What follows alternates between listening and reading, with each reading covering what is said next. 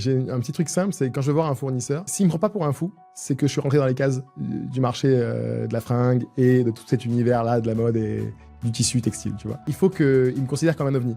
Si c'est pas le cas, ça veut dire que je suis trop rentré dans les cases. Salut Bertrand, Salut Nicolas. ça va? Ça va et toi?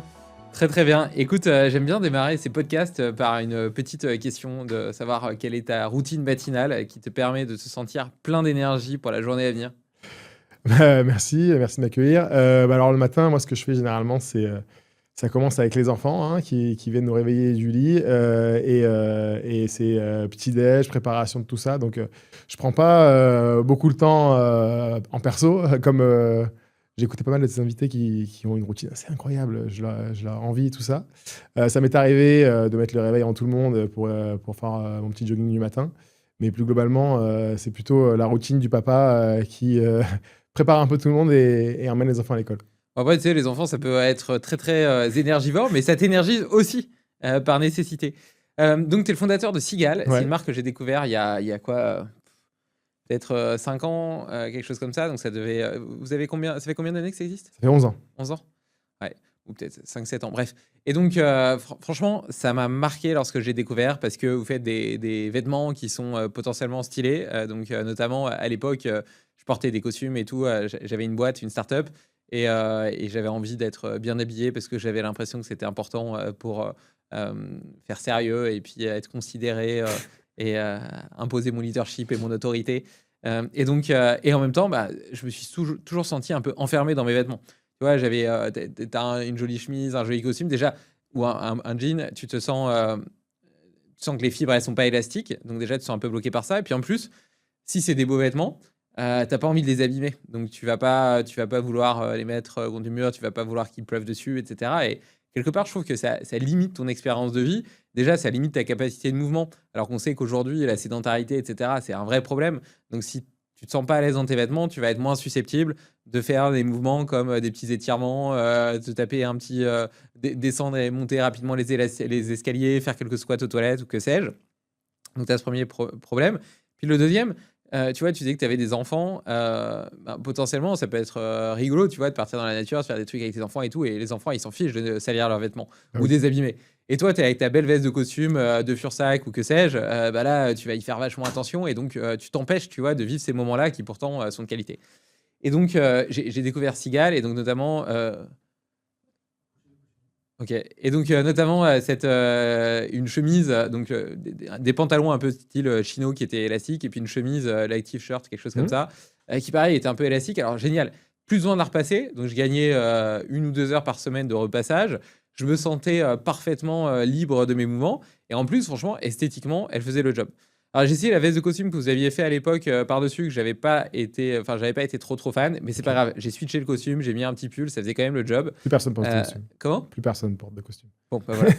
Et voilà, donc voilà, j'ai découvert la marque comme ça, j'ai vraiment kiffé. Et donc, ça me fait plaisir de te recevoir aujourd'hui pour parler de cette marque, mais aussi de ton parcours entrepreneurial et de la façon dont on peut s'en inspirer pour progresser dans nos propres vies, qu'on soit entrepreneur ou héros du quotidien ou père de famille. Tu disais que tu allais le matin en vélo. C'est quoi un peu ton armure préférée chez Cigale pour aller en vélo au bureau? Ouais, c'est une super question. Ça dépend de la saison. Tu vois, moi, je suis très, très short. Donc, dès que je vois un rayon de soleil, c'est short obligatoire. Nous, à Toulon, il fait beau toute l'année. Donc, c'est vraiment très rare qu'il pleuve. Tu vois, donc, globalement, de mai à octobre, je suis en short. Moi, j'en ai ma petite gamme préférée chez Cigale. Mais si tu veux, là où il faut un peu plus s'équiper, c'est en ce moment, là, tu vois, on enregistre en janvier, où là, bah, t'es obligé de mettre des gants. Mais sinon, j'ai mes pantalons préférés chez Cigale, ceux qui sont élastiques, un peu chauds, tu vois. J'ai des pantalons en laine qui sont très confortables. Tu peux donner les modèles un peu Ouais, bien comme sûr. ça, si les gens ils ont envie d'aller regarder un peu. Ouais, vous allez voir sur la gamme, par exemple, qui est idéale pour l'hiver, c'est le Power Merino Chino. C'est un intérieur avec des bouclettes de laine merino extra fine et un extérieur en nylon renforcé. Donc, c'est un produit qui va pas bouger, mais qui va être chaud à l'intérieur, mais qui va être également totalement élastique. Donc, c'est hyper confort pour le vélo, par exemple. C'est une gamme qu'on a développée pour ça, quoi. Ok. Et si tu devais partir une semaine en voyage quelque part, tu as juste un sac à dos. Tu dois avoir dedans des affaires pour le day-to-day, potentiellement aller faire une randonnée le week-end, peut-être un running ou un petit entraînement en salle de muscu, et puis peut-être être quand même stylé si tu veux aller au restaurant avec ta femme le soir. Ouais, Tu prends quoi? chez Sigal, c'est très simple. Je prends le Performance Merino T-shirt, qui est un t-shirt qu'on a développé il y a plus de 2 ans maintenant. C'est un mélange de laine Merino et de Cordura. Le Cordura, c'est la fibre que tu retrouves sur les X-Pack, les sacs à dos un peu rugged, tu vois. Moi, j'ai mélangé les 2 fibres pour faire vraiment le meilleur des 2 mondes. La solidité du Cordura et du nylon avec toutes les performances assez exceptionnelles de la laine Merino Extra Fine, qui est la fibre naturelle la plus performante du monde. Elle est anti-odeur, antibactérienne, elle est thermorégulante également. Et avec ce t-shirt-là, tu peux aller partout où tu veux. Donc, tu gardes ce t-shirt toute la semaine. Et en pantalon, nous, on a le Everyday Jean chez nous qui marche hyper bien. Pareil, c'est une matière suédoise que j'ai fait faire qui est stretch, qui est hyper robuste, mais qui est aussi super mat, hyper clean. Tu as l'impression de porter un vrai beau pantalon avec. Ouais, parce que c'est vrai que alors les premiers t-shirts Merinos que vous faisiez, ils avaient tendance à être pas très solides, je trouve. Ouais, on a une histoire là-dessus. Au bout d'un je vais moment, te tu raconter. devenais à moitié transparent au bout d'un moment.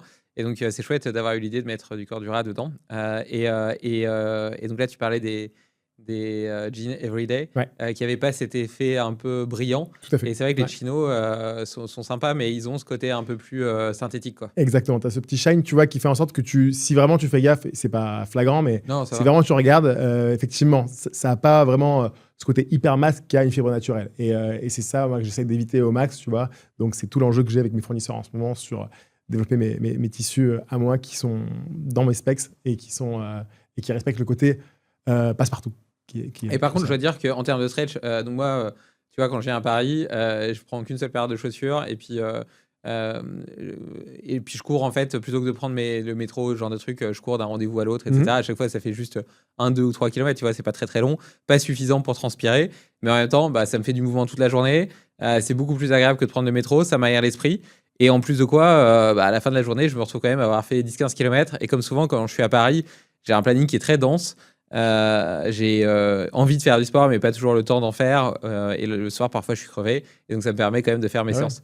Et donc, je trouve ça vraiment hyper chouette. Et d'ailleurs, je dois dire que par rapport aux Merinos, c'est pas survendu, dans le sens où, malgré le problème de solidité, ce côté pas d'odeur et tout, c'est vrai que je peux garder le t-shirt pendant la semaine. C'est nickel, quoi. C'est difficile d'y croire visuellement quand tu n'as jamais vu le produit ni testé, mais la promesse, elle est vraiment là. Et je trouve que, tu vois, quand tu voyages, moi, j'ai vraiment eu un shift en mode minimaliste de façon générale dans ma façon de m'habiller. Déjà, parce que je trouve que ça réduit un peu la charge mentale liée à savoir comment tu vas t'habiller et tout. Et puis, en voyage, c'est tellement pratique de partir. Tu vois, j'ai un seul sac à dos. Dedans, j'ai toutes mes affaires. Que je sois à Paris pour le boulot ou que je parte, je sais pas, en vacances ou autre, j'ai tout dans un sac à dos. Et donc, si tu dois prendre des trains, des avions ou des choses comme ça, déjà, ça te rend beaucoup plus mobile. T'es pas bloqué avec ta valise. Dans l'aéroport, par exemple, si j'ai 2 heures à attendre entre 2 vols, je vais faire peut-être 20 000 pas à une séance de sport parce que je suis pas gêné et embêté par mon truc. Quand j'arrive à Paris, c'est pareil, j'ai pas toujours mon logement qui est disponible directement. En fait, c'est pas grave, j'ai mon sac à dos, je peux aller me promener, je peux aller dans un coworking, etc. J'ai mon ordinateur dedans. Et voilà, et en fait, tout rentre dans un sac. Et je trouve que c'est quand même... c'est vraiment un facteur de liberté. Je parlais de liberté de mouvement tout à l'heure, mais c'est aussi une liberté de déplacement, de ne pas être contraint par toute une valise. Je vois ma femme qui, à chaque fois, a sa valise à roulettes et tout. Quand on part en voyage avec elle, c'est chiant. Franchement, c'est chiant d'avoir cette valise-là. Encore plus quand tu as des enfants, d'ailleurs. Non, mais là, je bois de petit lait parce que tout ce que tu me racontes, c'est vraiment... Ce que j'essaie d'inculquer, moi, dans les valeurs de la marque, c'est cette liberté, tu vois. Moi, j'ai toujours prôné cette liberté d'action, cette liberté de mouvement, cette liberté de penser. Et donc, en fait, mes vêtements te libèrent. Dans le sens où c'est vraiment la chose que je veux faire, c'est te libérer toute cette charge mentale de comment je vais m'habiller ce matin, qu'est-ce que je vais prendre pour aller en voyage, tout ça. Nous, on fait un système de vêtements, de l'équipement qui va bien avec tout. Nos couleurs, elles sont sobres, elles passent partout. Et surtout, elles te permettent vraiment de te limiter complètement de cette contrainte-là. Et c'est vraiment ça qu'on te promet, nous. Nous, on a fait le boulot pour faire les matières et faire les fringues qui vont permettre de performer toute la journée. Bon, on a presque fini la partie armure du quotidien. Tu as parlé du pantalon, du t-shirt. Est-ce que tu as un pull et une petite veste à nous conseiller par-dessus ? Bien sûr. Notre pull... excuse-moi, je t'interromps, mais je précise quand même, c'est pas du tout que ce podcast est sponsorisé ni rien. C'est juste que Sigal, au début, c'était très simple parce qu'il n'y avait pas beaucoup de pièces et donc c'était facile de choisir. Et on déjeunait tout à l'heure et puis je te disais, c'est chouette de créer de nouveaux produits et de toujours vouloir innover. Et d'un autre côté, parfois, ça rend la lecture de l'offre plus difficile. Et donc, moi, en tant que client et que consommateur, j'ai éprouvé des difficultés à faire le choix des bonnes pièces. Donc, je profite du fait que tu sois là et de cette introduction au podcast pour t'interroger, étant donné que tu es le fondateur, j'imagine que tu connais bien tes produits, d'autant plus que tu m'as confié qu'il y en avait qui étaient géniales, et je peux en témoigner, et d'autres qui étaient un peu moins réussis. Donc, autant que nos clients, que nos auditeurs achètent pas les pourris Ah, bien sûr. et choisissent les meilleurs s'ils veulent essayer. Donc, voilà l'objet de ces questions. Ouais, bah, exactement. Mais tu vois, ce qui est marrant, c'est que, en fait, ce podcast aussi, on peut aussi raconter l'histoire, c'est que j'ai rebondi sur un ticket SAV que j'avais. Je vois Nicolas de Féroce qui ping sur les tickets, tu vois, et je me dis, mais il faut que je prenne le sujet. Et donc là, je te dis, mais regarde, moi j'écoute tes podcasts et je vais t'envoyer un colis. Et donc là, connaissant un peu ton lifestyle, tu vois, je me suis dit, tiens, mais qu'est-ce que je vais lui faire comme colis? Donc là, je suis allé dans l'entrepôt et en fait, j'ai fait le tour de l'entrepôt en me disant, tiens, ça c'est un truc pour lui. Et donc, du coup, je t'ai fait un petit panier et je t'ai envoyé les produits qui, moi, correspondent à ton style de vie, tu vois, parce que j'en ai un petit peu pour tous les goûts, mais pour toi particulièrement. Et donc, je t'ai envoyé une sélection de pantalons, je sais pas, peut-être un ou deux t-shirts, et je t'ai envoyé aussi les sous-vêtements qui performent hyper bien. Et là, je me suis dit, tiens, mais si tu devais, toi, faire un panier, ce serait ça que tu devrais acheter. Mais effectivement, tu as compris que la lecture de l'offre sur le site, elle commence à être un peu complexe parce qu'il y a beaucoup de pièces. Et donc, toi, tu n'aurais même pas intuitivement fait ce panier-là tout seul. Non, mais c'est pour ça que j'avais contacté ton SAV. Le brief que j'ai donné au SAV, c'est je vais à Paris, je veux à Paris des vêtements qui soient esthétiques pour pouvoir enregistrer des podcasts, par exemple, pour aller à des rendez-vous, et en même temps que je puisse courir d'un rendez-vous à l'autre sans me sentir limité, sans transpirer, avoir trop chaud, etc.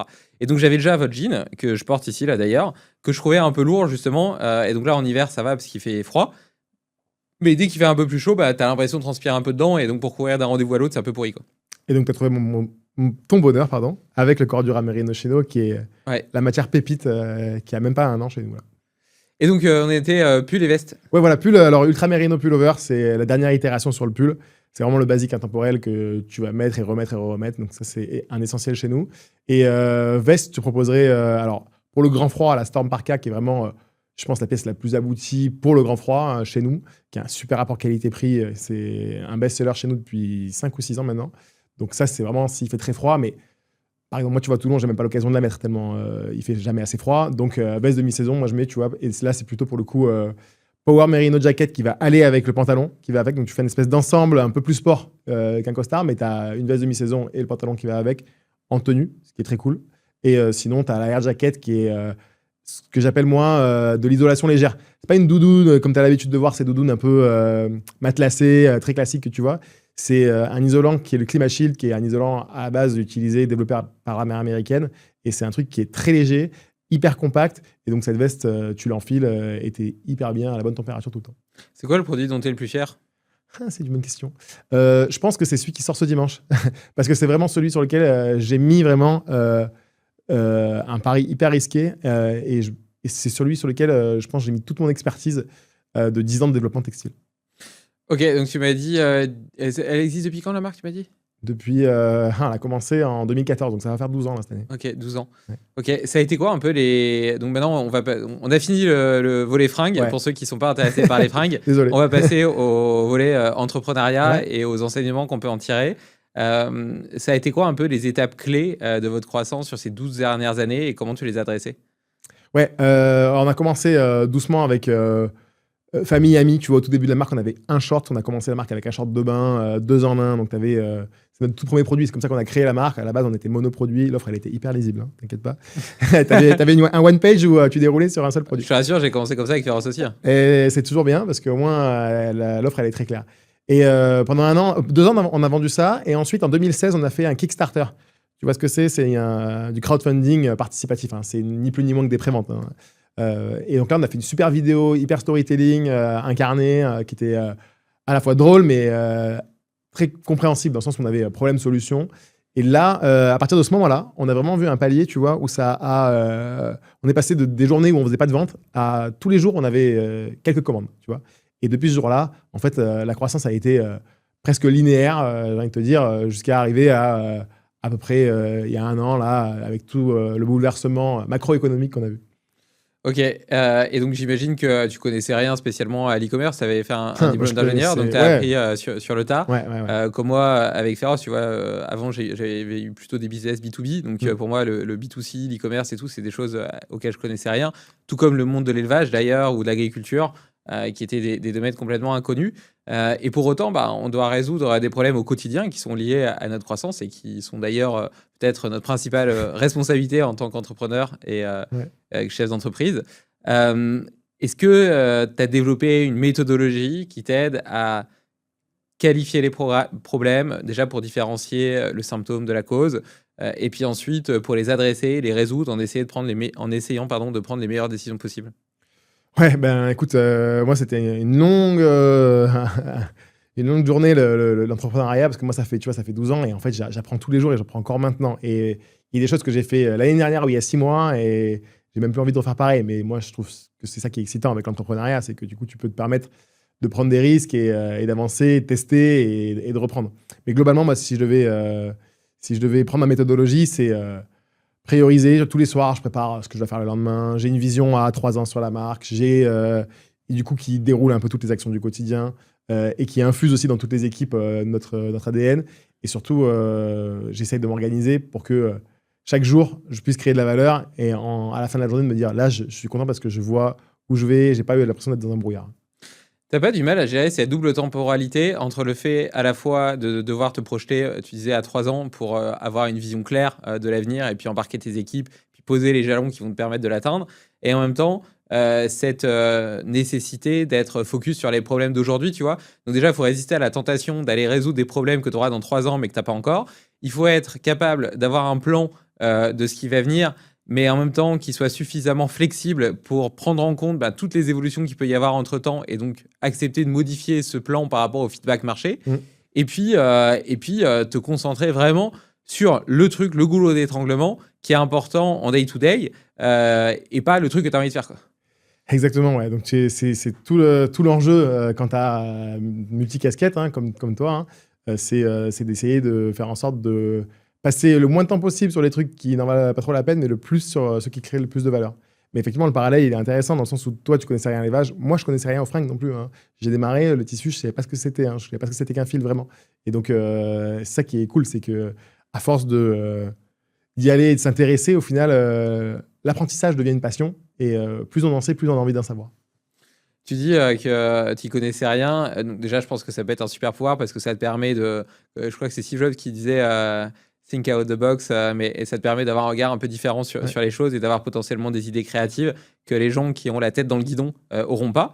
Et d'ailleurs, ça m'a mis une question. Tiens, comment est-ce que tu fais après quand tu développes une expertise pour garder cette capacité à avoir en dehors de ton expertise et élargir ta vision? Moi, j'ai un petit truc simple, c'est quand je vais voir un fournisseur, s'il me prend pas pour un fou, c'est que je suis rentré dans les cases du marché de la fringue et de tout cet univers-là, de la mode et du tissu textile, tu vois. Il faut qu'il me considère comme un ovni. Si c'est pas le cas, ça veut dire que je suis trop rentré dans les cases. Ok, intéressant. Ça me plaît. Et donc l'autre élément, c'était lié à l'apprentissage. Tu disais que au final, tu connaissais rien et donc tu apprenais quotidiennement. Moi, je considère souvent que l'un de mes super pouvoirs en tant qu'entrepreneur, c'est ma capacité à poser des questions, à porter un regard naïf sur les autres, sur les choses, pardon, à aller rencontrer des gens très variés et puis à métaboliser ensuite cette information. Donc, je pense que je suis un excellent généraliste, un très mauvais spécialiste, ou en tout cas hyper spécialiste, même si j'ai mes petits sujets de prédilection. Et donc, toi, comment est-ce que tu fais pour apprendre? Ouais, bah moi, effectivement, je me nourris énormément des gens. Tu vois, nous, les moments où on a le plus appris, c'est quand on a fait appel déjà à notre communauté de clients, parce qu'on commence à avoir une belle communauté, tu vois. Donc, tout feedback est hyper important pour nous parce que ça nous permet d'apprendre et de comprendre en fait vraiment rien que le produit, le client, mais également tout l'écosystème. Ça veut dire nos fabricants de matière, nos confectionneurs et toute la chaîne de valeur de la marque nous nourrit au quotidien sur où est-ce que va le marché, qu'est-ce qu'il faut faire et pourquoi est-ce que on est juste ou on n'est pas juste. Et ça, cette espèce de de vision globale du marché, tu vois. En fait, ce qui est pas vraiment du temps utile où tu es en train d'exécuter ta boîte et en même temps qui est important pour te nourrir et Mm. justement te permettre de rester au goût du jour, d'avoir de nouvelles idées et de faire ce plan à 3 ans. Ouais. Tu vois, c'est le temps qui passe facilement à la trappe parce que justement, tu as Ah tellement oui. d'autres priorités que bah, voilà, tu te dis, tiens, ça serait bien que je passe 3 heures par semaine à étudier telle ou telle marque ou lire tel ou tel livre. Et puis au final, tu le mets dans ton agenda, mais tu le tiens pas. Comment est-ce que tu t'organises justement pour maintenir ces temps de réflexion, d'observation, de créativité? Ouais, j'aime bien moi les voir comme effectivement des contraintes, tu vois, par exemple, il y a des salons pro sur lesquels je sais que je peux faire l'impasse, mais il y en a d'autres, en fait, c'est mes rendez-vous annuels. Donc en fait, je sais que j'y vais et ça me bloque, disons 2 jours, tu vois, et sur ces 2 jours-là, je suis focus uniquement sur le futur, la vision, le développement, tu vois? Et ça me permet de mettre des grands jalons dans l'année et ce qui, en fait, sont des piqûres de rappel. Parce que dès que je décroche un peu, tac, j'ai ce moment-là où, ben, là, OK, je suis refocus, je suis à fond dedans, j'ai mon plan, j'exécute et j'ai tous mes 6 prochains mois de développement qui sont liés. Donc, quelque part, j'aime bien me mettre des contraintes parce qu'effectivement, moi, je suis plutôt dans le genre où je suis absorbé par un sujet, donc j'ai envie d'aller à fond et donc, du coup, je passe des heures et des heures dessus. Ouais, j'aime bien dire que de la contrainte naît l'innovation. Et d'ailleurs, dans l'intelligence de la nature, entre guillemets, c'est vraiment la contrainte qui pousse les organismes, Ouais, bien sûr. quels qu'ils soient, à s'adapter, à évoluer pour être le plus fitness possible par rapport à leur niche écologique. Et je pense que les principes du vivant peuvent souvent s'appliquer à l'entrepreneuriat ou à la vie de façon générale. Et tu mentionnais tout à l'heure le fait que tu interrogeais beaucoup tes clients, que c'était une source de feedback hyper important. Donc, on en revient aussi un peu dans cette logique de fitness, tu vois, de Oui. product market fit, etc. Tu vois, il y a des entrepreneurs qui créent des plans dans leur tête et puis il y en a d'autres qui testent rapidement des hypothèses, qui sont toujours dans l'itération et qui apprennent des feedbacks marché pour faire évoluer leur produit. Toi, tu es plutôt dans cette Ah seconde ouais, catégorie. complètement, ouais, ouais. Oui, et pour le meilleur et pour le pire, tu vois, j'ai envie de te dire, je regrette rien de ce que j'ai fait avant, mais tu vois, par exemple, sur les 12 ans de la marque, je te disais tout à l'heure, je pense que j'ai dû faire 350 modèles. Aujourd'hui, il en reste plus que 150 en catalogue, tu vois, donc j'en ai fait 350, j'en ai équilé 200 déjà, tu vois, ce qui veut dire que en fait, j'ai pas arrêté d'itérer. En moyenne, là, je pense, les 5 dernières années, j'ai dû sortir une nouvelle pièce toutes les 2 semaines, tu vois. Et ce qui est énorme, et surtout qu'en plus, je suis seul au produit, tu vois, dans la marque, donc c'est moi qui non seulement fait le développement, mais aussi fait le suivi de la supply. Donc c'est cette double casquette qui est importante pour moi, parce que du coup, je gère un peu toutes ces relations-là. Mais c'est beaucoup de boulot et c'est beaucoup de création, et c'est peut-être un petit peu trop. Et donc, en revanche, ce qu'il y a, c'est que si j'avais pas fait tout ça, je me serais pas cassé la gueule sur certaines pièces, j'aurais pas eu le feedback client, et du coup, j'aurais progressé moins vite. Donc, ce qui me permet aujourd'hui, au bout de 11 ans, en te disant, ce produit-là, je sais pourquoi il performe, je sais pourquoi j'en suis arrivé là, je sais pourquoi j'ai créé cette pièce-là, avec ce fil-là. En fait, c'est le résultat de toutes ces années d'itération et de tests grandeur nature également. Parce qu'il y a le labo, mais il y a aussi la vraie vie.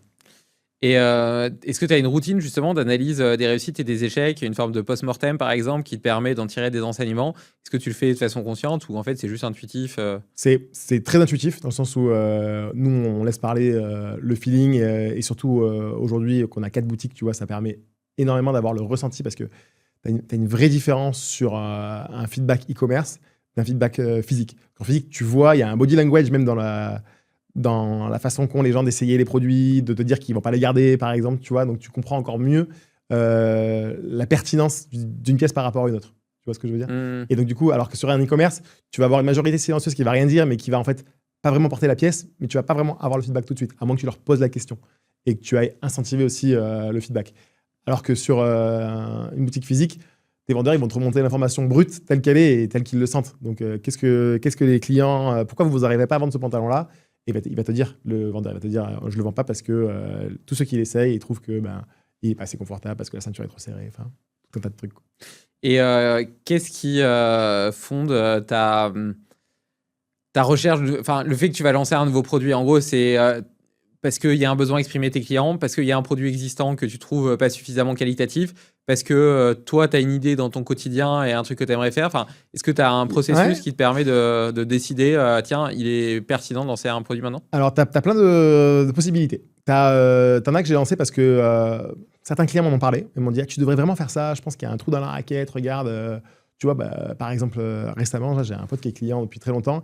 Il me dit, écoute, moi, je commute en courant. Donc, le mec, il va au boulot en courant, tu vois. Et il me dit, je trouve pas de sac pour faire du commute running, tu vois. Donc là, moi, ça plante une graine dans ma tête en me Ça disant, m'intéresse.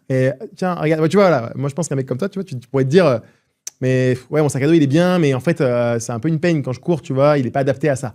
Et donc, du coup, je te dis pas que je vais en faire un l'année prochaine, mais je dis que ça plante une graine dans ma tête pour que dans 3 ans, je te sorte un truc qui soit vraiment abouti et qui réponde à ton problème. Donc ça, tu as aussi le marché qui pousse des innovations, dans le sens où moi qui écume les innovations textiles de pointe, tu vois, je vais vraiment essayer d'aller chercher aussi tout ce que les autres ne font pas. Et ça, moi, j'ai l'avantage d'être agile, d'être une petite marque indépendante et autofinancée, qui me permet de prendre les risques que les grands groupes ne prennent pas. Tu vois, parce qu'un grand groupe, ça va avoir besoin de valider plein de process en interne et donc, du coup, avoir beaucoup moins d'agilité que nous. Et donc, ce qui nous permet d'être toujours à la pointe de l'innovation en termes de dernières innovations textiles. Tu n'en as pas tous les 6 mois parce que c'est quand même de l'industrie. Et donc, dans l'industrie, les innovations sont plutôt longues. Mais globalement, ça nous arrive parfois d'être poussé par les fournisseurs en se disant, tiens, on va pousser cette technologie sur le marché parce qu'elle n'existe pas ailleurs. Et après, tu as tout simplement l'itération pour améliorer sans cesse les produits qu'on fait déjà. Et également aussi des idées qui nous viennent de pain points personnels, tu vois. Ce qui a été le cas du premier produit qu'on a sorti. C'était un short de bain 2 en 1 avec un boxeur intégré cousu à la ceinture, si tu veux. Nous, on voyait toujours les jeunes qui mettaient des caleçons en coton, tu vois, des boxeurs en coton sous leur maillot de bain parce que tu as toujours ce filet qui gratte, tu vois, qui est pénible. Et parce que nous, on était en mouvement en permanence. L'été, tu fais une partie de beach volley, tu marches, et à la fin de la journée, tu as des irritations. Tu as plein aussi de personnes qui ont des problèmes de peau, tu vois. Et le fil en polyester, c'était pas du tout agréable. Et donc, nous, on a résolu ce pain point en mettant un boxeur intégré hyper confort, cousu directement à la ceinture. Donc, on a fait un short 2 en 1. Et c'est comme ça qu'on a créé le premier produit. Et c'était innovation à la fois dans le tissu, mais également dans le design. Alors, en plus du sac à dos là, que tu veux faire pour ton pote qui va travailler en courant, tu peux faire des baskets. Moi, j'ai eu du mal à trouver des chaussures qui puissent faire le job, on va dire, en mode casual, lifestyle, et en même temps avec lesquelles je puisse courir, tu vois. Parce que quand je vais à Paris, j'ai envie d'avoir qu'une seule paire de chaussures. Bien sûr. Et, alors ça, hyper délicat. La chaussure, c'est hyper technique, comme tu peux l'imaginer. Tu vois, il y a plein de super bonnes innovations qui ont été faites sur ce marché. Il y a même des marques, tu prends On Running et Oka, elles n'existaient pas il y a 15 ans. Aujourd'hui, elles ont un peu grignoté des parts de marché sur les mastodontes du secteur. Donc, mais ça reste toujours très connoté sport, running, avec des designs pas très minimalistes, tu vois, et assez difficiles pour le quotidien. Donc, effectivement, je vois très bien qu'il y a une vision à arriver là-dessus. Maintenant, c'est un marché qui est très complexe parce que la majorité de la technologie et de la technologie de pointe sur le running, c'est concentré sur l'Asie et notamment le Vietnam, tu vois, où il y a la majorité de la confection de chaussures techniques qui est faite là-bas.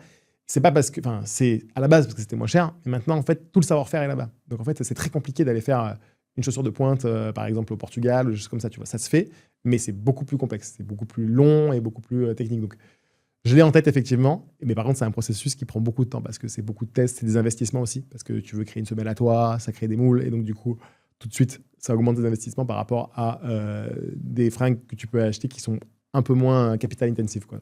Après, Blaise Dubois de la clinique du coureur, il Ouais. dirait que moins il y a technologie dans la chaussure, mieux c'est, plus ça réduit la risque de blessure et plus ça favorise une foulée Je naturelle. verrai, Peut-être écoutez. qu'il y a moins, il y a moins à t'embêter que ce que tu crois. Ouais. Mais non, mais j'imagine bien qu'il y a des complexités inhérentes au produit. Et ça m'amène une question qui est complexe et tu n'es peut-être pas probablement le meilleur là-dedans, d'ailleurs, de par ce que je perçois de toi. Mais c'est ça aussi qui rend la discussion intéressante. Comment est-ce que tu priorises entre les différentes tâches, fonctions en tant que chef d'entreprise, parce que là, tu disais que tu avais lancé 300 produits. Qu'est-ce qui te fait dire que là, l'urgence, c'est de lancer un nouveau produit versus te concentrer sur l'acquisition ou ouvrir une nouvelle boutique face à l'immensité des potentiels devant toi? Comment est-ce que tu arrives à organiser et à prioriser ce qui est vraiment important à un instant T? Tu vois, je me souviens de cette phrase de Zuckerberg où, je sais plus, il y avait un employé qui lui proposait une idée qui avait l'air géniale. Et puis Zuckerberg lui a répondu: est-ce que ça augmente la durée de temps actif des utilisateurs sur la plateforme? Et puis Guy a dit: non, mais ça permet de faire ceci, ceci, ceci. Oui, mais là, pour l'instant, notre focus, c'est augmenter le temps moyen d'un utilisateur sur la plateforme. Donc, tout notre temps, toute notre énergie, il est dédié à ça. Après, on la garde de côté, tu vois, dans un incubateur, et puis on la retraitera plus tard, mais notre focus, il est là.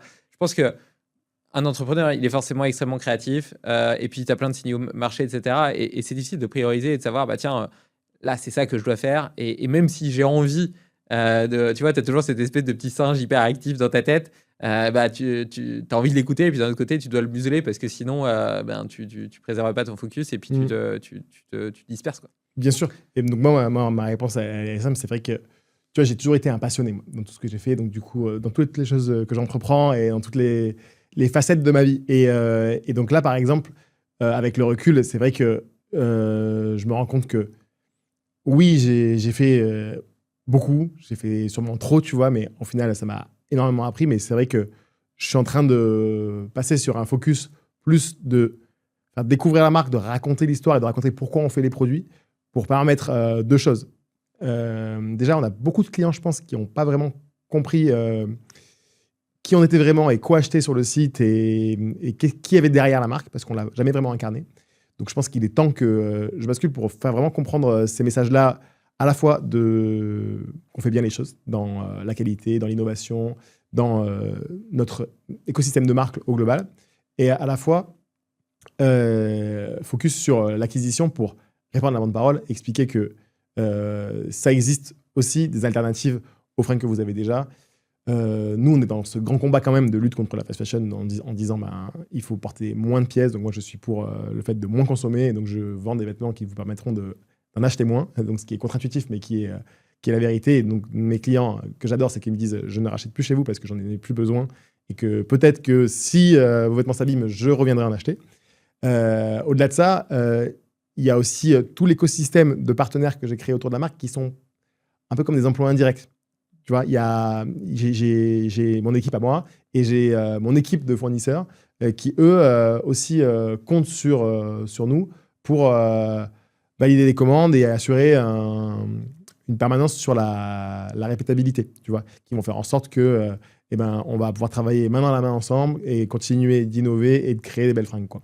Et donc ça, c'est hyper important pour moi. Donc, je jongle entre les deux et en disant, en fait, la clé, ça reste quand même de continuer à perpétuer cette croissance saine, linéaire, mais on va dire de bon père de famille, pour pouvoir assurer la tranquillité de chacun, tu vois. Et donc moi, je suis toujours en train de prioriser les uns et les autres.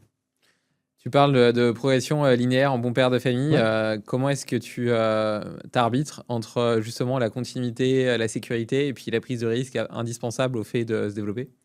Alors, en un, moi, je suis quand même encore convaincu que même si on fait pas trop mal les choses aujourd'hui sur le CRM et la rétention, je pense qu'on a encore énormément de choses à travailler pour que les clients, une fois qu'on les a embarqués dans l'aventure, qui se rendent compte à quel point on a une différenciation par rapport au reste du marché et qu'on reste toujours dans un coin de leur tête quand ils vont faire un achat d'équipement, quel qu'il soit. Tu vois. Donc, je fais « Ah tiens, j'ai besoin de sous-vêtements, j'ai besoin de pantalons, j'ai besoin d'équipement pour voyager ». Il faut que dans les 2-3 marques que tu vas citer tout de suite, il faut que Sigal soit en toi. Ils disent « Ah, je vais aller faire le tour sur Sigal là, pour voir s'ils n'ont pas un truc qui correspond à mon besoin. » Tu vois. Et donc ça, je pense qu'on a encore pas mal de boulot à faire sur nos clients actuels, même si on a vraiment une grosse base de big fans, tu vois, chez Sigal. On a encore du boulot pour qu'on plante cette graine de façon définitive chez toute notre base client. Donc je pense que ça, c'est vraiment hyper important. Et en plus, quelque part, cette base, c'est la somme de 10 ans d'acquisition. Donc j'ai plus qu'à réchauffer un petit peu, on va dire, les clients qui achètent plus trop et à retravailler via quelques cohortes les clients que j'ai déjà en base. Donc ça, c'est un super gros sujet pour moi. Je pense qu'on peut résumer n'importe quelle boîte avec quelques fondamentaux. Tu as les fondations. Pour moi, c'est tout ce qui est finance, board, process, team. Tu vois, c'est un petit peu le socle de ta boîte. Ouais. Si tu connais pas tes chiffres, etc., et que tu pilotes pas tes niveaux de marge, tu peux aller droit dans le mur sans même t'en rendre compte alors que tu es en croissance. Enfin, voilà, c'est vraiment fondamental. Avoir quelques process en place, c'est ce qui permet. C'est important de garder de la flexibilité, mais il faut aussi standardiser certaines choses parce que sinon, tu perds de l'énergie, t'augmentes, plus tu grossis, plus l'entropie augmente. Donc, si tu n'as pas des process en place, forcément, la qualité se dégrade, etc. Et puis, la team, en fait, c'est elle qui rend possible tout ce que tu fais. Donc, avoir des gens engagés, qui comprennent pourquoi ils sont là, qui répondent à une forme de quête de sens, qui ont du bonheur et du plaisir à travailler à tes côtés et tout. Voilà, ça, pour moi, c'est les fondations de la marque. Et ça supporte 3 éléments. Le premier, c'est l'acquisition l'acquisition globale, tu vois, le branding, etc., le marketing. Le deuxième, c'est le produit. Et donc, je pense que c'est ce que vous avez le plus adressé et ce à quoi tu as consacré le plus de temps. Ouais. Et puis, le troisième élément, c'est justement la rétention, la fidélité. Et donc, je pense que c'est intéressant assez régulièrement de faire un screening entre ces quatre parties, les fondations et puis les trois pics de ton développement, et puis de voir laquelle est en avance par rapport aux autres et puis laquelle est en retard, et puis te focaliser sur celle qui est en retard pour garder les autres toujours plus ou moins à l'équilibre. Et ça donne une espèce de viseur sur ce sur quoi tu dois concentrer ton énergie, là où potentiellement tu pourrais tout faire, parce que tout semble important, tu vois. Bien sûr. Ah, ça me parle tout à fait. Hein, ce que tu Et, dis. et donc là, il y a deux sujets, tu m'as dit. Il y a la partie branding, acquisition. Là, ça me fait penser à une marque qui est Asphalt, qui n'est pas vraiment concurrente dans le sens où ils ont une offre de produits qui est complètement différente de la vôtre, mais par contre sur laquelle vous pouvez vous inspirer parce que c'est une hyper belle réussite en termes de DNVB, de précommande, etc. Et c'est assez amusant parce que tu parlais d'incarner la marque. Eux ont beaucoup raconté leur histoire, leur matière, tu vois, toutes leurs fiches produits. D'ailleurs, vos fiches produits, elles sont super aussi, hein, ceci étant. Mais non, mais c'est vrai. Ouais. Mais voilà, mais ils ont fait des reportages et tout. Et tu vois, sur la partie acquisition, je me souviens, ils sont arrivés avec des vidéos où ils racontaient, ils faisaient un mini reportage sur leur pièce, ça prenait 3 minutes. Là où tout le monde te disait, en acquisition sur Meta et tout, il faut faire des ads qui durent 30 secondes. Et donc, ils ont été sur un truc, tu vois, on parlait de prise de risque, qui était hyper disruptif, qui allait à l'encontre de tout ce qui se faisait en market, en acquisition client. Et pour autant, ça a cartonné. Et donc après, tu parlais de la partie CRM rétention, donc tout ce qui est fidélité et tout, qui est l'autre sujet. Donc on a deux problèmes en fait qui se présentent aujourd'hui à toi et que tu as envie d'adresser. Exactement. Donc je me dis, c'est un cas pratique pour reboucler avec la question que je te posais tout à l'heure, qui est comment est-ce que tu adresses ces problèmes et quelle méthodologie tu mets en place pour les résoudre. Donc là, face à ces problèmes, toi, tu les as dans la tête, tu dis, OK, j'ai identifié, il faut que je travaille sur le branding, l'acquisition, la rétention. Qu'est-ce que tu vas faire à ce stade-là? Est-ce que tu vas t'inspirer d'autres marques? Est-ce que tu vas essayer de rencontrer des experts? Est-ce que tu vas engager des gens qui ont une expertise pour avoir une expertise extérieure qui viendrait s'ajouter à la tienne?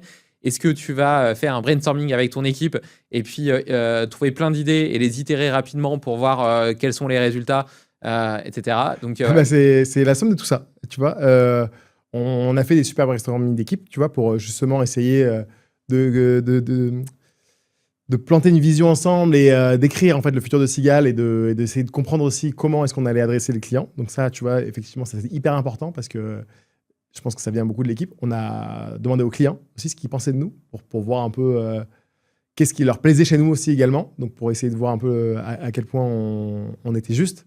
J'ai engagé aussi des extérieurs avec un regard neuf, tu vois, pour essayer de dégager une espèce de plateforme de marque, tu vois, pour qu'on puisse savoir un petit peu plus s'ancrer identitairement, tu vois, et ce qui allait également dérouler sur un branding plus cohérent sur tous les touchpoints de la marque, tu vois, ça, je pense que c'est hyper important.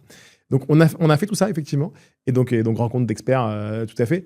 Et au final, tu vois, ce cocktail-là, je l'ai mouliné, et à la fin, nous, moi et mon cofondateur, on s'est vraiment alignés là-dessus avec toute une ligne directrice qui est beaucoup plus claire, mais qui est récente, tu vois. Et là, ça fait presque 12 ans qu'on a créé la marque.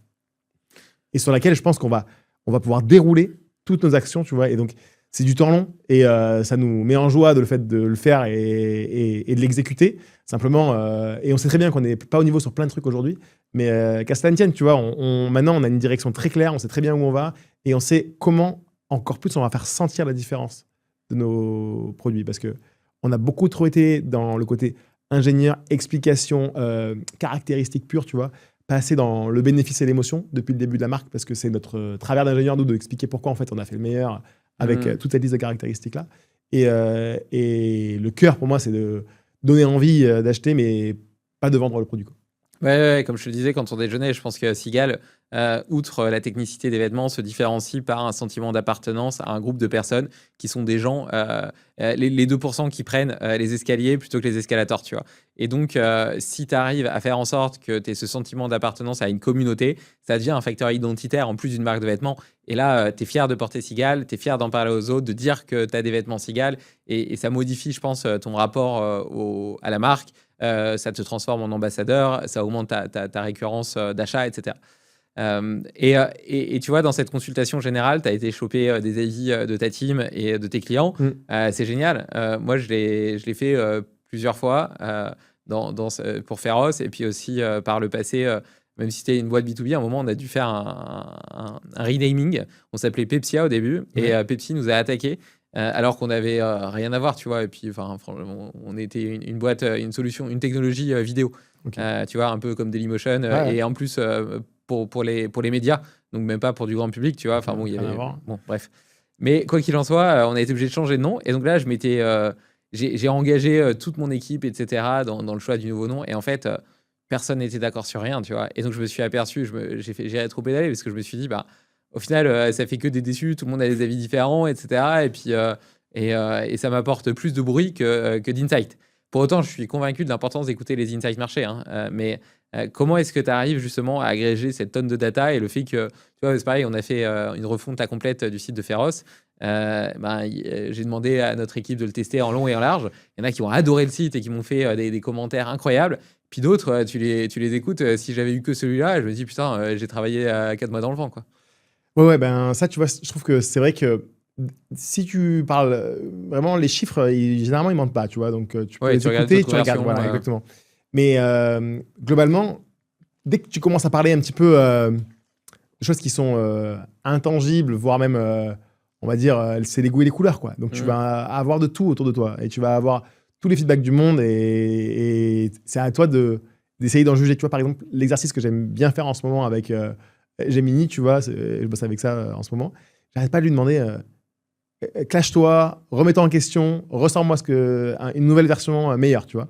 Et à chaque fois, il m'en sort une nouvelle. Mais ça va à l'infini. Tu peux aller jusqu'à 15 fois et à chaque fois, il va te dire non, mais c'est bon, c'est la dernière. Tu lui dis non, mais retravaille et il va te dire à chaque fois, mais ah ouais, en fait, c'était pas bien ce que j'ai fait au-dessus.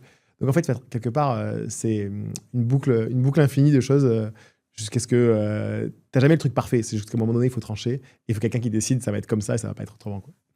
Et justement, tu mentionnes l'IA. Comment est-ce que tu l'utilises au quotidien? Là, je parle pas sur le site ou sur Sigal, mais toi, dans tes fonctions, comment est-ce qu'elle t'aide? Est-ce que tu as des exemples de cas d'usage, de prompts, etc., que tu utilises? Ouais, bah moi, tu vois, j'aime bien parce que je trouve que ça correspond aussi avec notre. Pour moi, la promesse de l'IA, c'est plus augmenter l'humain, de faciliter la vie, de libérer les contraintes. C'est vraiment ça que j'essaye de. Et du coup, ça correspond un peu à la promesse que j'ai avec les fringues, dans le sens où ça va t'enlever ce côté feuille blanche, et ça m'aide beaucoup, tu vois, parce que des fois, quand. Soit sur le développement d'une pièce, où je me pose des questions sur qu'est-ce qu'il faut mettre en place, ou comment je vais communiquer, quel angle je vais pousser sur le marketing, tu vois, par exemple, ça m'aide à vraiment être plus pertinent et soit à m'ouvrir des horizons, parce que du coup, je n'y ai pas pensé, soit à valider ce que je pense. Donc, il y a ce biais-là de consultant où, en fait, c'est juste quelqu'un qui va aller dans ton sens, et donc tu vas lui dire oui, c'est bien ce que je pensais, j'ai bien eu raison de faire ça. Donc, ça, c'est intéressant. Mais globalement, moi, c'est vraiment le syndrome page blanche. Je pars d'un truc, j'ai pas trop d'idées, je vais dire ok, vas-y, donne-moi des idées, et à partir de là, on peut dérouler et commencer à itérer. Et c'est des idées qui sont liées à quoi? Au copywriting d'un produit, ou bien à des décisions stratégiques de ta boîte? Plus décision stratégique, je peux lui poser des questions, mais là maintenant j'ai une ligne directrice, je suis plutôt clair. Mais ouais, plutôt sur copywriting et aussi idée de visuel. Tu vois, ça fait plus d'1 an qu'on a plus de shooting photo. Et c'était un peu laborieux parce qu'au début, les technos, elles n'étaient pas hyper au point, tu vois. Et donc, il y a pas mal de résidus qui traînent sur le site. Si tu vas avoir quelques pages produits, je ne suis pas très fier. Il faudrait qu'on les change d'ailleurs. Mais aujourd'hui, tu vois, on arrive vraiment à avoir, je trouve, tu vois, une cohérence sur les personnages, la lumière, les images, tu vois, mais qui est très récente au final, tu vois, alors que ça fait 1 an qu'on le teste. Et donc, aujourd'hui, sur les visuels, tu vois, par exemple, je lui demande de l'idéation sur je vais illustrer ça, qu'est-ce que tu ferais toi? Et derrière, après, donne-moi plein d'idées et j'en sélectionne. Et après, je laisse des prompts. Et du coup, je crée énormément de visuels, ce qui est hyper stimulant intellectuellement parce qu'en fait, aujourd'hui, tu sais que personne ne lit malheureusement, mais que les gens sont très visuels. Donc, c'est important d'avoir quelque chose qui soit hyper juste, je pense, visuellement. Et ça, c'est tout l'enjeu que j'ai actuellement. Donc, en gros, tu es dans ton entrepôt, tu prends un nouveau vêtement, tu fais une photo avec ton iPhone, tu la files à l'IA, je ne sais pas laquelle. Ouais. Et après, derrière, elle te l'habille sur ton mannequin, elle te la met dans plein de situations différentes et tout. Ça peut être ça, ouais, complètement. Et c'est quoi que tu utilises pour faire ça? Alors, en ce moment, en janvier 2026, c'est pour moi, la meilleure image, c'est Nano Banana Pro. Ouais. Qui vraiment, parce que j'en ai comparé beaucoup, j'ai passé pas mal de temps dessus, c'est vraiment celui qui te permet d'avoir, je trouve, les images les plus justes par rapport à notre besoin à nous. Hein. Je dis pas que c'est Et donc, tu mets ton image de référence, Ouais. Donc c'est-à-dire la photo iPhone que tu as fait de ton Par pull, par exemple. Ouais, voilà. Un prompt où tu dis, et donc, par exemple, tu as une deuxième image de référence avec le mannequin. Ouais. Mets ce pull sur ce mannequin à Times Square à Voilà. 3h du matin C'est ça. Ouais, sur son vélo. OK. Ouais. Et après, tu fais beaucoup d'itérations parce que la lumière est pas bonne, parce que le décor est pas bon, tout ça, mais tu finis par. Mais le rajouter rendu l'image. et tu arrives à avoir une cohérence entre les différentes images, tu vois, que ce soit toujours vraiment le même pull et tout. Ouais, bien sûr. Mais depuis peu, tu vois. C'est pour ça que je te dis que je suis content de la façon dont on y arrive maintenant, mais je t'aurais peut-être pas dit ça il y a 3 mois, quoi, tu vois. Et qu'est-ce que tu vois comme nouveaux usages, justement, de l'IA qui peuvent révolutionner ton métier Ouais, tu vois, beaucoup sur le virtual try-on, là, beaucoup de monde pense que tu vas aller Ça sur permet de tester des ouais, ça vêtements, permet de donc- dire, en fait, je vais faire idéalement, la promesse finale, c'est je retourne plus un vêtement parce qu'en fait, je vois comment il va tomber sur moi avant même de le porter. Incroyable. Tu vois. Donc ça, c'est vraiment, si tu vas sur toutes les technos, elles sont autour de ça, tu vois. Mais aujourd'hui, c'est pas encore au point, tu vois. Je pense Et pour que- ça, il faudrait que tu aies fait genre un avatar sur une application Ouais. avec ton téléphone, avec tes mensurations, plusieurs photos de toi et tout. Exactement. Et après, cet avatar, il pourrait être plugué sur plein de sites. C'est ça. Ouais, exactement, c'est l'idée. Ouais, voilà. Comme ça, au moins, Et la promesse, c'est oui, c'est parce que le pain du e-commerce, c'est quand même.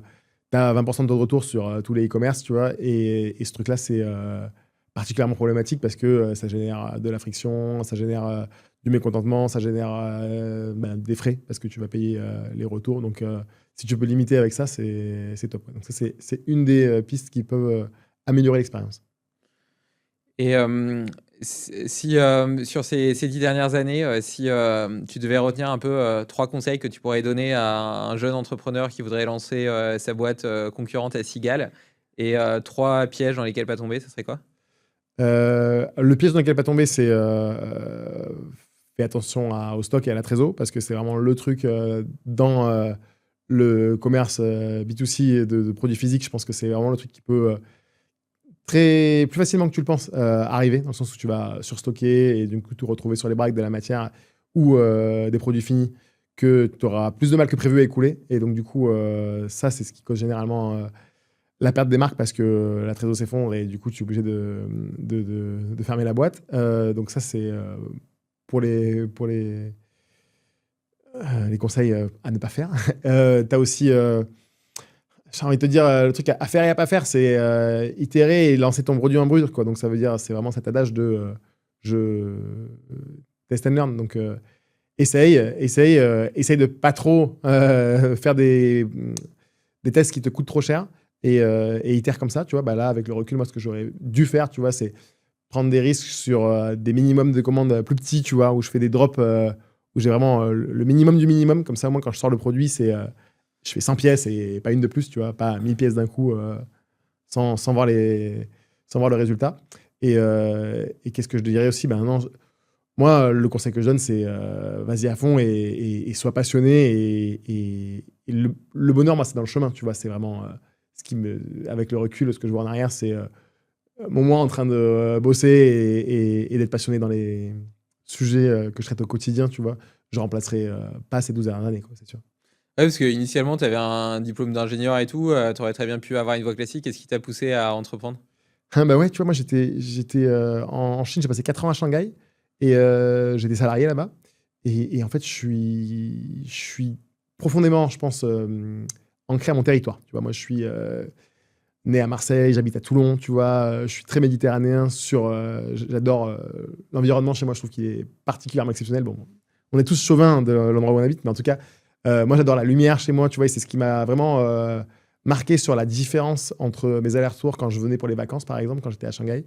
Quand j'arrivais chez mes parents, je trouvais que la lumière, l'air, la beauté des paysages, et je trouvais que c'était fabuleux, quoi. Je voulais habiter là, en fait. Ça m'a drivé, si tu veux. Et quand je me suis dit, tiens, mais je veux me réimplanter ici, mettre mes racines ici, et pourquoi pas fonder une famille ici, je me suis dit, tiens, mais j'ai 2 possibilités.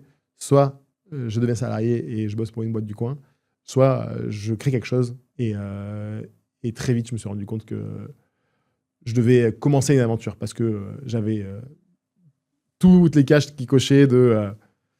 tu avais Pôle emploi, le plus grand business angel de France qui me finançait pendant 2 ans. J'avais toutes les cases qui cochaient pour créer une aventure quelle qu'elle soit, quoi. Et maintenant, plus de 12 ans après, qu'est-ce qui fait que tu es encore aussi motivé? Ben, je pense que c'est un tempérament, tu vois. Je pense que c'est la soif d'apprendre, c'est de se dire que demain va être différent, qu'on va toujours continuer à essayer de- d'aider nos clients à ce qu'ils nous répondent. Vous m'avez changé la vie parce que nos fringues, c'est vraiment des game changers, tu vois. Et c'est le truc que je préfère quand les clients parlent de la marque, tu vois. C'est avant, je portais des vêtements comme Monsieur Tout le Monde. Je suis passé à Cigale, ça a changé ma vie, tu vois. Et ça, c'est le plus grand compliment que je peux avoir. Bah ouais, tu m'étonnes.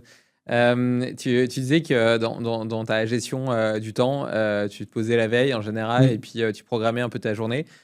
Comment est-ce que tu organises ton temps? Comment est-ce que tu sacralises certaines phases de deep work, certains moments d'interaction avec ton équipe, certains moments de créativité? Mhm. Comment est-ce que tu trouves de l'équilibre dans tout ça? Ouais, bah, tu vois, mais en fait, j'ai vachement été inspiré par ce que tu racontes toi. Tu vois, moi, je suis vraiment un mec du matin. Tu vois, le soir, j'ai tendance plutôt aussi à vouloir que mon cerveau débranche, même si il m'arrive souvent de bosser le soir parce que j'ai encore des trucs à finaliser. Mais tu vois, au bureau, j'ai installé un bureau debout, tu vois, avec un tapis. Donc, je marche pas mal au bureau. Donc, tout le monde se fout de ma gueule parce qu'on trouve ça bizarre. Tu vois, j'ai acheté un ballon Bloom aussi pour être assis dessus, pour être un peu plus dynamique. C'est cool, moi, je trouve ça vraiment cool. Et du coup, comme j'ai pas envie de passer la journée dessus, bah, ça m'oblige aussi à être en mobilité. Et en fait, je suis la personne du bureau qui bouge le plus. Et moi, je trouve que ça incarne vraiment la marque, tu vois, dans le Bah sens ouais. où je pense que le mouvement, c'est la vie et que la sédentarité, c'est vraiment le truc qui nous tue tous. Et donc, il faut rester en mouvement. Et c'est ce que je vis la marque, je vis totalement la vie de mes clients, si tu veux, quand je fais ça. Et c'est ce que j'ai envie d'expliquer aussi. Donc, pour moi, le prolongement naturel de soit client Cigale, c'est vis cette vie en mouvement. Et donc, du coup, aussi, j'espère qu'ils vont t'inciter, mes fringues, à te mettre toi-même en mouvement, quoi. Tu vois, il y a aussi ce côté. J'espère que je mets ma petite pierre à l'édifice pour que le monde soit plus en mouvement. Et tu arrives à transmettre cette culture d'entreprise à tes collaborateurs pour que tout le monde soit un peu dans cette même émulation collective? Ouais, je pense que je la diffuse, tu vois. C'est pas gagné avec tout le monde parce que chacun a son histoire, tu sais, avec tout ça. Et donc, t'en as qui vont dire c'est bullshit, c'est jamais pour moi. Mais globalement, et je trouve que même les nouvelles générations sont assez à l'écoute de ça, tu vois.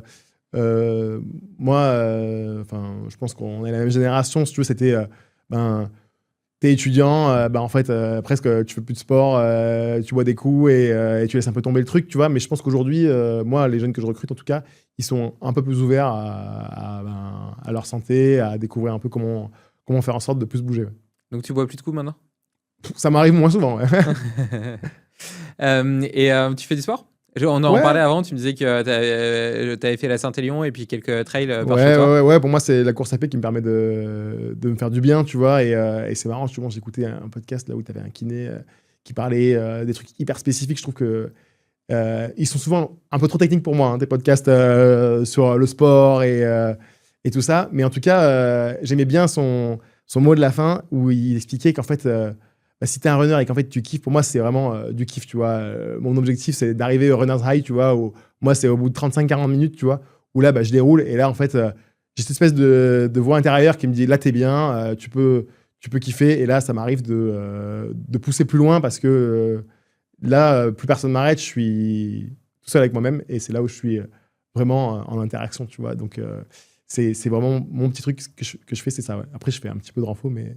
C'est ce que j'aime bien avec le trail comparé à la course à pied. Bon, c'est pas pour faire une opposition, mais en course à pied, tu as souvent une espèce d'obsession du chrono parce que tu peux facilement comparer Mm. tes efforts, tandis qu'en trail, c'est moins le cas parce que c'est lié à la spécificité du terrain. Il y a des moments où tu montes et donc tu marches, et puis des moments où, Ouais. où tu cours, etc. Et donc, tu as moins cette obsession du chrono, de la performance, et tu es plus dans tes sensations, dans le Mm. plaisir, dans l'espèce de feeling avec tes propres sensations et puis avec l'environnement, la nature que tu vois autour de toi. Et moi, je m'aperçois qu'au-delà de l'aspect sportif qui m'intéresse, euh, c'est c'est une vraie thérapie, tu vois. Ça m'aide à avoir un moment, une bulle d'échappatoire seul avec moi-même, où mes pensées, elles peuvent partir un peu dans tous les sens, où je peux métaboliser justement l'information. Je te disais que dans la résolution de problèmes, j'interrogeais et je questionnais beaucoup les gens.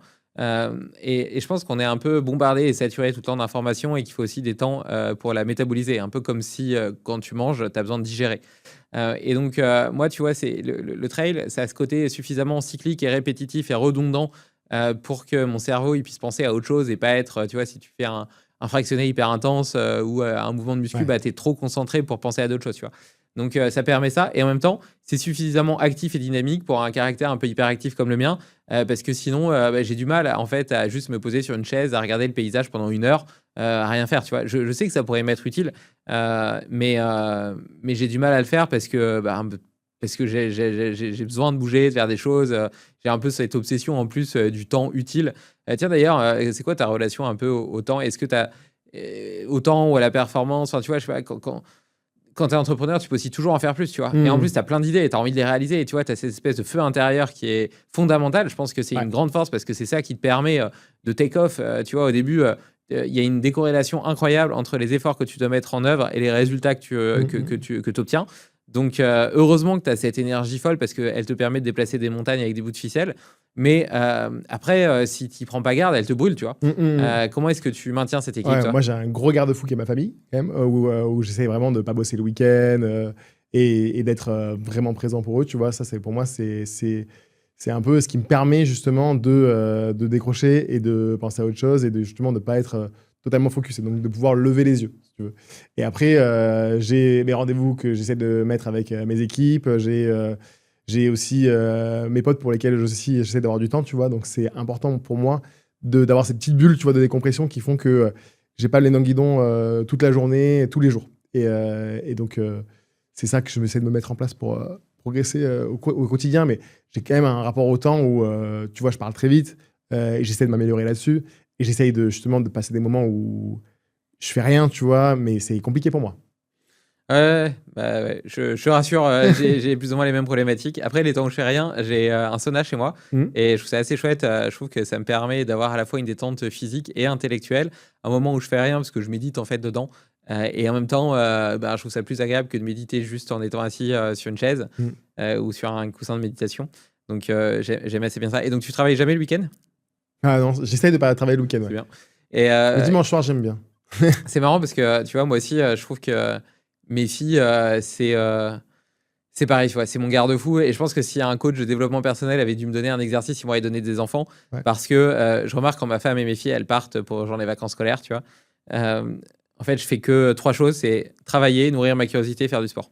Et je m'arrête pas, tu vois. Ouais. Et tout le temps, quoi. Ouais. Et j'adore ça, hein. Mais parce que je suis un peu passionné et accro à ce que je fais, parce que j'adore ce que je fais aussi, tu vois. Ouais. C'est pas une contrainte, faut pas voir ça comme une pression que je me mets. C'est pas pour mieux réussir, c'est parce que j'ai vraiment envie de le faire.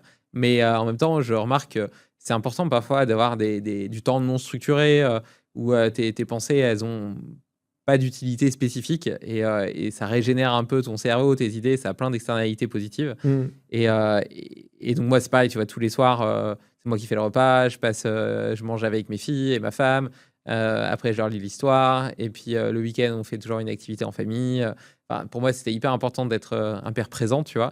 Et je trouve que ça équilibre bien, justement, mon tempérament parfois excessif et hyperactif. Tout pareil. Et ils ont quel âge, les enfants? 6 et 4. 6 et 4, ok. Et toi, c'est 5 et 2. Ouais. Donc, tu vois, assez proche. Ouais. Il y a des learnings, des choses sur lesquelles tu as évolué dans ta façon de vivre, dans ta pensée, dans ta perception du monde et de la vie depuis que tu as des enfants et que tu es papa? Ouais, déjà, c'est vrai que tu te rends pas compte à quel point c'était avant, tu avais du temps, quoi. Donc, ça, c'est vrai que ça change tout du jour au lendemain. Donc, ça, c'est vrai que c'est une énorme différence. Mais après, surtout, ce que tu apprends, c'est la patience. Et tu vois, moi, il me renvoie tous les trucs sur lesquels je me sens pas bien. Tu vois, par exemple, quand je parle trop vite et qu'ils m'entendent pas, tu vois, ou quand ils m'expliquent que je leur ai déjà répété 3 fois, mais que c'était pas la peine parce qu'ils avaient compris, tu vois. Donc, ils me font progresser sur plein de domaines, tu vois. Donc, je les remercie. Et en tout cas, voilà, pour moi, c'est de la patience et le côté... en fait, c'est juste un reflet de toi-même parce qu'ils sont beaucoup dans le mimétisme aussi. Ouais. Complètement. Ouais, je pense que c'est vraiment des éponges. Ils apprennent beaucoup plus par ce qu'ils observent que par ce que tu leur dis.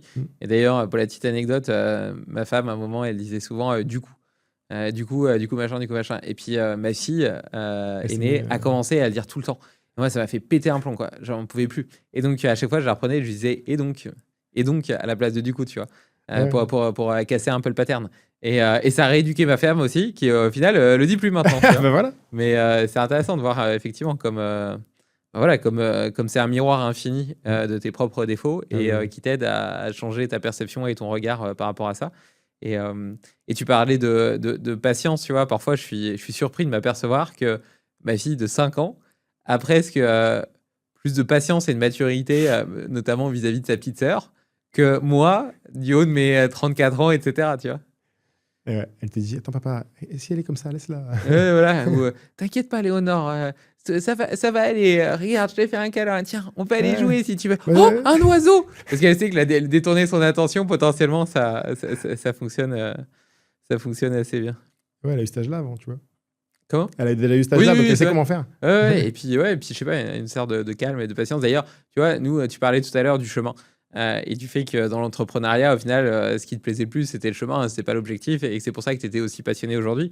Ben, tu constates assez rapidement quand tu as des enfants et que tu vas promener que pour eux, le chemin est beaucoup plus important que la destination. Ah oui. Et donc, on peut ne jamais arriver à la destination, c'est absolument pas un problème. Par contre, on peut s'arrêter 50 fois sur le trajet pour voir le petit escargot, la petite fleur, le petit machin, et regarde ceci, regarde cela. Et tu parlais de travailler sa patience, et là, toi, t'es en train de péter un câble en disant putain, mais moi, j'ai envie d'aller me promener, on a fait 100 mètres là, ça fait 1 heure. Et puis elle te dit non, mais regarde ça, machin. Elle fait bon, maintenant ça va, on avance, et si tu suis pas, tu restes là. Et ouais. Là, il commence à marcher maintenant, donc ça va mieux. Ouais, vous faites des activités un Ouais, peu ouais, ensemble. carrément. Bah ouais, bien sûr. Chez nous, c'est un terrain de jeu incroyable, donc effectivement, on essaie d'être le maximum dehors. Ouais. Avec ta femme aussi, comment est-ce que Ouais, tu ouais. sanctuarises aussi les moments de couple? Parce que tu vois, moi j'ai pu constater que tu vois, j'ai ma vie d'entrepreneur, j'ai mon sport, mes passions, les enfants. Et les enfants, bah, au final, ils répondent quelque part à une forme de besoin que tu as de relation à l'autre, de sentiment d'appartenance, etc. Et donc, comme ce besoin il est déjà nourri, j'ai l'impression que le besoin de passer des temps privilégiés avec ta femme, il diminue. Et donc, peut-être potentiellement, tu vois, dans l'ordre des priorités, ça descend un peu plus bas. Et donc, tu as moins de temps, d'occasion, de facilité à le faire. Ouais, mais justement, on essaie de se caler à des bulles, tu vois, à nous, déjà en semaine, tu vois, où on peut s'organiser des soirées à deux. Tu vois, on a une planification sur l'année, sur les 6 prochains mois avec des week-ends couple, tu vois, où on les confie aux grands-parents. Donc, non, non, ça, c'est hyper important de garder cette relation-là. Ouais. Parce que tu as tes grands-parents qui habitent relativement proche de chez toi. Oui. Ouais, mais ça, c'est hyper pratique. Nous, on n'a pas cette chance. Et donc, forcément, ça complexifie les choses. C'est pour ça que c'est ma fille aînée de 5 ans qui garde la petite de 2 ans quand on part. Non, je fais ça. Cool. Sinon, est-ce que tu as des piliers un peu dans ton hygiène de vie, dans ton fonctionnement et dans ton fonctionnement personnel qui te semblent te permettre d'être toujours plein d'énergie, relativement fort dans la tempête et dans les difficultés pour gérer ton stress? Je sais pas s'il y a des moments où tu es stressé? Si, ouais, complètement. Bien sûr, bien sûr. Oui, ouais. Moi, je sens, dès que j'ai pas fait de sport pendant 2, 3 jours, je sens tout de suite que je réagis différemment à des situations équivalentes, tu vois. Donc là, c'est pour moi alerte rouge. Il faut que tu ailles te détendre. Souvent, moi, j'ai vécu par le sport et la course à pied, mais c'est vrai que je pense que le marqueur de stress, et pour moi, j'arrive à les reconnaître plus vite, les signaux maintenant, tu vois. Donc c'est important. Et au quotidien, tu vois, j'ai toujours été un peu, moi, dans l'ancienne école de forcer, tu vois, beaucoup bosser. Tu sais, moi, je fais l'école prépa, école, tu vois, très un peu staccanoviste. Donc, il faut que je me force pour me laisser des pauses. Mais je pense que j'y arrive bien maintenant. Et comment est-ce que tu as fait pour changer ce shift? Enfin, pour avoir ce shift? Surtout la famille. Franchement, c'était vraiment la contrainte numéro 1. Ouais, bah, ça t'oblige un peu à gommer les lignes de tes cases. Ouais, ouais. Et puis après, t'es plus flexible, tu as plus ouais, de flexibilité par rapport à ton quotidien et tout. Est-ce qu'il y a d'autres sujets qu'on n'a pas abordés que tu aurais aimé partager? Écoute, on a parlé d'entrepreneuriat, on a parlé des fringues, on a parlé de tout ce qu'on fait au quotidien. Donc, je pense qu'on a pas mal fait le tour. Toi, tu voulais évoquer d'autres sujets? Non, après, j'aime bien terminer ces podcasts par un petit takeaway Ouais. avec 2-3 key points que nos auditeurs pourraient emporter avec eux, qui pourraient appliquer potentiellement dès demain et qui pourraient améliorer leur expérience de vie. Ok. T'as des idées? Et si c'est trop généraliste comme question, Ouais. tu peux le faire en mode entrepreneur. Donc, 3 takeaways pour des entrepreneurs, même si tu m'as déjà donné un peu tes conseils tout Ouais. à l'heure pour quelqu'un qui voudrait lancer une boîte e-com, mais là, de façon un peu plus générale ou des choses très spécifiques à activer dès demain, tu vois. Alors, plusieurs choses. Je pense que surtout, Première chose, c'est rester curieux. Ça, je pense que c'est le learning numéro 1. Rester curieux et passionné, ça, c'est essentiel, numéro 1. Deuxième, c'est beaucoup plus pragmatique, c'est utiliser l'IA de façon à ce que ça vous aide à être plus pertinent, à retravailler, à sentir que c'est grâce à ça que vous êtes allé surtout chercher de la meilleure qualité. Pas forcément pour aller plus vite, pas forcément pour killer des tâches, mais vraiment pour sortir un jus qui est beaucoup plus pertinent que ce que vous auriez fait tout seul. Moi, vraiment, c'est pour ça que j'utilise l'IA sur le copywriting et les images, parce que je suis intimement convaincu qu'à la fin, le produit fini est meilleur. Voilà, exactement. Et même si souvent, je me dis, mais j'aurais fait la photo moi-même, j'aurais eu le résultat équivalent beaucoup plus court, si tu veux. En fait, c'est pas vraiment un résultat équivalent. J'aurais fait un résultat moins bien, si tu veux. Et donc, pourquoi je l'utilise et pourquoi je passe beaucoup de temps et pourquoi des fois ça me prend des plombes de faire une image, parce qu'à la fin, si tu veux, ce qui compte, c'est vraiment le résultat final. Et le résultat final, pour moi, il est mieux. Et en fait, en même temps, j'ai appris et j'ai pris du plaisir. Donc, quelque part, l'IA, pour moi, je l'utilise pour faire de la meilleure qualité, si tu veux, et pour nourrir de façon plus pertinente tout le contenu que je crée autour de moi, mais toujours en mettant énormément d'humains. Voilà, donc ça, c'est... je pense que ce qui est très important, c'est au final, depuis que j'utilise l'IA, je passe plus de temps à bosser pour fournir les mêmes résultats, enfin en fait de meilleurs résultats, parce que c'était des livrables que je devais faire, mais ces livrables sont de meilleure qualité, tu vois, à la fin. J'ai passé plus de temps, donc c'est pas forcément hyper productif, sauf que dans ma vision de ce que je dois faire de la marque et donc comment je dois rayonner et la qualité des livrables, je suis content parce que j'arrive à délivrer des produits finis qui sont vraiment de bien meilleure qualité. Tu dédies du temps chaque semaine parce que le truc, c'est qu'il y a tellement d'IA, tellement de possibilités, etc., que parfois tu te sens perdu face à tous les usages possibles. Et tu dédies du temps chaque semaine à tester des choses, à tester de nouvelles IA, à regarder des vidéos ou pas spécialement? Non, j'ai 2-3 newsletters, tu vois, que je regarde, 2-3 podcasts aussi, mais c'est juste pour être sûr que il n'y a pas un truc que j'ai raté. Mais en revanche, je préfère me concentrer sur un outil et bien maîtriser plutôt que d'en tester tous les jours de nouveau et en fait les jeter à la poubelle. Et je rejoins pas mal ton utilisation de l'IA en mode en mode associé, tu vois, un peu opérationnel, avec qui tu peux te brainstormer, etc. Moi, j'aime bien challenger mes idées, genre, tiens, je pense ceci, quelles sont les failles de ma pensée, qu'est-ce que tu pourrais me donner comme contre-argument, etc., justement pour casser un peu ce biais de confirmation. Et puis, tiens, comment ça pourrait être perçu avec une vision plutôt scientifique, et si tu as une vision plutôt, si tu es par exemple vegan, comment est-ce que tu verrais tel contenu, etc. Donc, ça me permet de changer ma perspective par rapport à des sujets, et justement sortir un peu de ce biais de confirmation qui a tendance à faire que potentiellement on peut s'auto-satisfaire de ce qu'on a écrit, de ce qu'on pense, ou donner trop surpondérer en fait le poids de nos croyances actuelles par rapport à d'autres courants de pensée. Donc je trouve que c'est intéressant en termes d'ouverture. Et puis quand tu as l'habitude d'utiliser pas mal ChatGPT en l'occurrence, mais j'imagine que c'est la même chose avec les autres. Tu vois, là j'ai fait chaque année, j'aime bien faire un bilan de mon année où je m'intéresse à mes différents domaines de vie. Tu vois, santé, business, social, famille, etc. Et puis, je note mes pensées, ce que j'ai vécu, ce que j'ai ressenti, etc. Et puis, une autre partie qui est plutôt fondée sur mes learnings. Qu'est-ce que j'ai appris cette année, toujours sur un peu les mêmes domaines, santé, nutrition, sport, conscience, philosophie, etc. Quels ont été un peu mes apprentissages. Et puis, il y a un dernier outil que j'aime bien, c'est le X, qui permet de... en fait, il y a 2 axes. Il y a un axe qui définit ce que t'aimes, donc j'adore ou je déteste. Enfin, j'adore, je déteste. Et dans l'autre, je suis mauvais, je suis super bon. Et donc, en haut à droite, c'est tes zones de génie. C'est ce que t'adores et dans lequel t'es super bon. Tu devrais passer 70% de ton temps. En bas à droite, t'es très bon pour le faire, mais t'aimes pas trop. Voilà. Et donc ça, ok, tu peux y passer un peu de temps. Peut-être 10-15% de son temps, tu as conscience que tu aides ton organisation en le faisant, mais si tu passes trop de temps là-dedans, en fait, tu vas perdre ton feu intérieur et ta motivation. En haut à gauche, tu adores le faire, mais tu n'es pas très bon, là, ça peut être intéressant de te former, tu vois, et d'apprendre justement pour que ça se déplace vers la droite. Et en bas à gauche, tu n'es pas bon et tu détestes le faire. Ça, il faut absolument soit le déléguer, soit l'automatiser. Et ce qui est intéressant quand tu fais cet exercice, tu t'aperçois qu'il y a des gens dont le X est inversé au tien. c'est ce qui est tout en bas à gauche chez toi, donc t'es mauvais et t'aimes pas le faire, et ben l'autre, c'est dans ses zones de génie, tu vois. Ouais, Et donc, ça. c'est aussi intéressant de le faire quand t'as une organisation et que t'es un peu plus nombreux, parce que Ouais. ça permet de modifier un peu les fiches de poste. Et donc, bref, et donc je fais tout mon bilan avec, donc voilà, rétrospective de mon année, on va dire, apprentissage, mon X. Et ensuite, et donc voilà, donc ça, j'ai l'habitude de le faire déjà depuis un moment. Et donc là, je l'ai fait comme chaque année, sauf qu'en plus, après, je l'ai envoyé à ChatGPT, puis je lui ai dit, bah tiens, de tout ce que tu connais de moi, de nos discussions, etc., est-ce qu'il y a des trucs que j'ai oubliés? Quels sont les angles morts que j'ai pas vus? Les sujets sur lesquels je devrais me remettre en question, où je devrais évoluer, etc., machin. Et il m'a sorti des trucs, et des trucs intéressants que j'avais pas vus forcément, tu vois. Et donc, grâce à ça, on a modifié, on a mis en place. Après, il te propose en plus un plan d'action pour mettre en place quelques nouvelles, entre guillemets, routines. C'est pas des routines de vie dans le sens, je vais pas faire de la mobilité, mais plutôt des routines de réflexion, on va dire.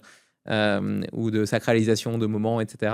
D'ailleurs, il a bien détecté ma forme d'hyperactivité et mon incapacité à prendre suffisamment de temps pour me poser et réfléchir sur ma vie. Enfin, si réfléchir sur ma vie, je le fais, mais enfin, bref. Et voilà, et donc j'ai trouvé ça vachement intéressant. Et en fait, tu t'aperçois qu'il y a une valeur qui se crée aussi à l'utilisation longue, parce que grâce à sa mémoire, il apprend plein de choses, même sur ton business, etc. Et il te permet, tu vois, comme tu le disais, c'est pas seulement pour gagner en temps ou en productivité, mais ça t'aide à changer ton regard sur les tâches que tu fais, les décisions que tu prends, etc. Tu vois. Ah ouais, non, c'est clair. Et c'est hyper pertinent et demande-lui. Et tu fais ça, plus tu demandes l'avis de tes pairs. Et là, Ouais. tu as le combo parfait. Ouais, c'est ça, c'est ça. Il faut pas que ça se substitue Non. au feedback humain, mais c'est un super complément. Et d'ailleurs, tu vois, on parlait tout à l'heure des fondations d'une entreprise, des différents leviers, tu vois, acquisition, produit, rétention, des plans stratégiques, etc. Moi, tous les mois, je sais pas si tu le fais, parce que étant donné que tu n'as pas spécialement d'investisseurs, d'associés, etc., tu as peut-être moins besoin de le faire, mais moi, j'aime bien faire un board où je fais un point sur l'activité, sur les différents pôles, tu vois, tech, marketing, produits, etc. Mhm. Et donc, j'écris un peu tout ce qui s'est passé, les décisions prises, qu'on a fait, etc., les chiffres d'activité. Et donc, je me dis, je pourrais. Et puis, après, je prends des décisions aussi, des choses qu'on va faire sur le mois à venir. Ouais. Et donc, ça, je me dis, tu vois, je pourrais les filer à ChatGPT et puis lui dire, tiens, qu'est-ce que tu en penses vis-à-vis de mes goulots d'étranglement ou de mes problématiques actuelles? Est-ce qu'il y a d'autres actions que je devrais mettre en place? Quels sont les angles morts? En fait, moi, j'ai souvent tendance à me dire que ce qui pose tu me demandais d'ailleurs pendant notre déj quels étaient les risques que j'envisageais pour Féroce le plus. Je pense que ce qui me fait le plus peur, c'est les angles morts, justement. C'est les risques que j'ai pas identifiés. Parce qu'il y a des risques que j'ai identifiés, mais en général, les risques que j'ai identifiés, j'ai déjà commencé à anticiper des solutions, tu vois.